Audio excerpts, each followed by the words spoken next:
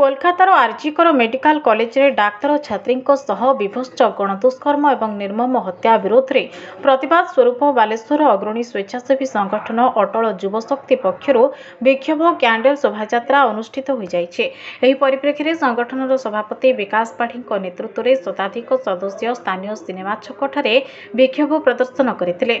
Junior doctor भाव कार्यरत डाक्तरी छात्री को अमानवीय भाव दुष्कर्म और निर्मम हत्या घटन समग्र देश आलोड़न सृष्टि होता बेले पश्चिमबंगर ममता सरकार निष्क्रिय साजिबा अत्यंत दुर्भाग्यजनक बोली श्री पाढ़ी एही अवसर में कहते। घटनार तदंत प्रक्रिया घटन एकाधिक व्यक्ति सामिल थिबा सूचना मिलुवा बेले दोषी विरोध में कठोर कार्यानुष्ठान से दाबी करते। महिला विरोध में निर्यातना घटन में संपृक्त पश्चिमबंगर ममता सरकार नीरव साजिबा सह नाटक चलाई बोली संगठनर कर्मकर्ता माने कहते। दोषी मानक दंड न मिलवा पर्यंत एभली आंदोलन जारी रहिबो बोली सेमाने चेतावनी दैछन्ते। एह अवसर में संगठनर सदस्य माने एक कैंडल शोभायात्रा रे बालेश्वर जिला मुख्य चिकित्सालय पर्यंत जाइथिले।